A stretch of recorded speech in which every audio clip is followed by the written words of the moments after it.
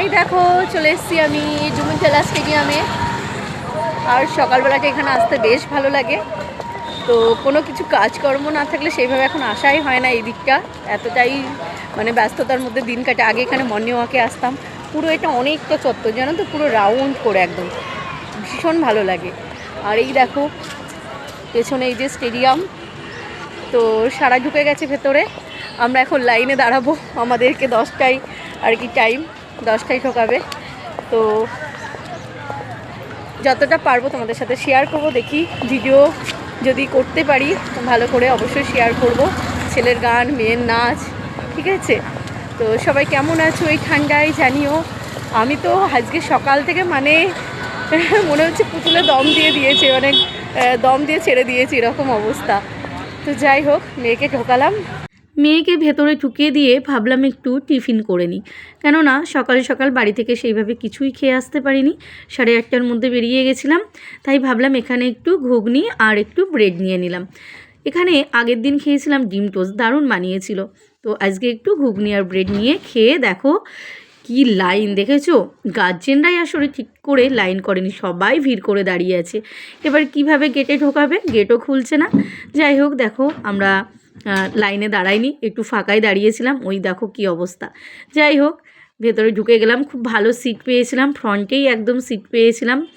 তো ভালো করে আর কি প্রোগ্রামটাও দেখতে পারবো। এই দেখো বাবান স্টেজের উপরে সব কিছু তখন ঠিক করছিল, ওদের ফার্স্ট ওপেনিং সং ছিল। তোমাদের সাথে শেয়ার করেছিলাম, বাট গতকালকে ডিলিট করে দিতে হয়েছে ভিডিওটা, কপিরাইট এসেছিল, ওই জন্য ডিলিট করে দিলাম।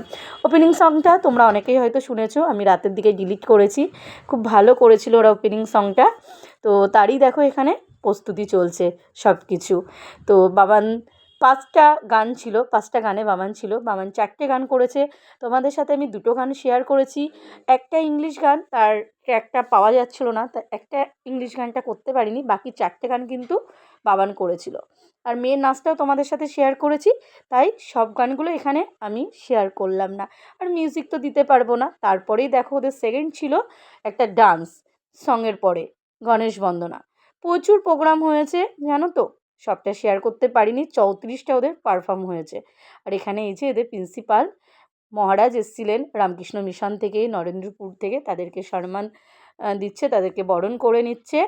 তো তারপরেও দেখো আর একজন মহারাজ, 2জন মহারাজ এসেছিলেন রামকৃষ্ণ মিশন আর নরেন্দ্রপুর থেকে। তো তাদেরকেই আর কি সম্মান করে বরণ করে নিচ্ছেন। তো খুব সুন্দর ভাবে মহারাজরা কথা বললেন, অনেক কিছু বললেন, কিন্তু এখানটায় সাউন্ডটা রাখিনি, প্রচুর সাউন্ড আসছিল ওই জন্য। তারপরেই দেখো বামান্নের তো আরও একবার ফিরে যাই গানটা ছিল ব্যান্ডের। তো জানো তো এই ব্যান্ডের নামটা বাবানি দিয়েছে, ওদের একটা নিজস্ব ব্যান্ড তৈরি করেছিল স্কুলে এবছরে আইপিএসে ক্লাস 11, বাবান 11-এ পড়ে। তো ব্যান্ডের নাম বাবানি দিয়েছিল ত্রিসূত্রা। তো এই দেখো এই গানটা তো তোমরা প্রচুর প্রচুর ভালোবাসা দিয়েছো, কমেন্টস করেছো। তো তোমরা অনেকেই দেখেছো বামনের গানটা, যারা দেখোনি তারা একবার আমার প্রোফাইলে গিয়ে বামনের গানটা শুনে এসো। আমি এখানে সাউন্ডটা রাখিনি, পুরো গানটাও দিইনি, একটুখানি রাখলাম। তারপরে এই ডান্সটা তো দারুণ হয়েছিল, দারুণ হয়েছিল, মানে তাই একটুখানি ঝলক তোমাদের সাথে শেয়ার করলাম। এই ডান্স পারফরমেন্সটার নাম ছিল রাক্তাচরিত। পাগলের মতন ডান্স করছিল জানো, কি ভালো লাগছিল সামনে থেকে দেখলে, মানে কি বলবো, আমি ক্যামেরায় কতটা আনতে পেরেছি জানি না, আর পুরোটা শেয়ারও করতে পারিনি, ছোটোর পরেই শেয়ার করলাম। ওদের জানো তো স্কুলে 34টা পারফরমেন্স ছিল, তো সবটা তো শেয়ার করা সম্ভব না, ছোটো করেই শেয়ার করলাম। এই দেখো মেয়ের হয়ে গেছে, আর মেয়ের ডান্সটা তো তোমাদের সাথে শেয়ার করেইছি। তো বাবানের এখনও বাকি আছে, বাবানকে নিয়ে বাড়ি ফিরতে ফিরতে সেই রাত্রি। তো কেমন লাগলো জানিও।